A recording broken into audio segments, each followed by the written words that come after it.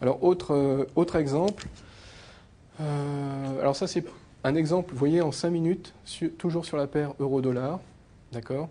En 5 minutes pour vous montrer que, bon là on est dans une tendance flat aussi, que même en 5 minutes on peut trouver des créneaux. Alors je ne les ai pas tous dessinés, hein. On peut en trouver ici aussi, voilà, bon. On peut en trouver là, vous voyez, un très grand.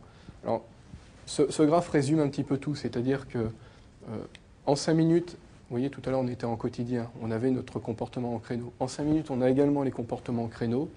On les a, qu'ils soient tout petits ou qu'ils soient énormes, on les a. Alors évidemment, le très grand ici va peut-être se retrouver en ourli. Alors peut-être pas en quotidien forcément, puisque on est quand même, vous voyez, sur des bougies de 5 minutes. Donc là, tout ça se fait en quelques heures. Par contre, voilà, c'est pour vous dire que le comportement en créneau, comme tous les comportements sur les cours, sont fractaliens, c'est-à-dire qu'on peut les avoir dans un horizon de temps tout petit, comme on peut les avoir sur un horizon de temps très grand. Alors, ce qui permet, ça dépend après de votre horizon de temps, de vous positionner, quel que soit finalement votre type de trading, hein, que vous soyez en scalping, en day trading ou en swing trading.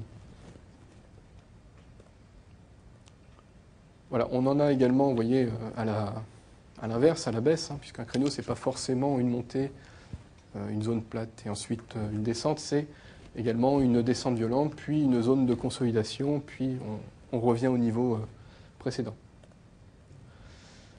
Voilà, et là on actualise un petit peu nos graphes avec, alors ici on est le 22 mai, donc c'est la séance de vendredi, et vous voyez la tendance est baissière.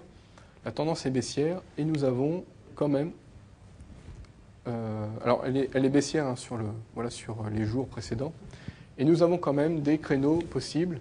Alors un premier ici, alors la descente va plus loin que le retour au niveau, le retour au niveau du départ. On a également, alors ici on peut trouver un créneau voilà, qui remonte. Là on a un créneau classique à la baisse.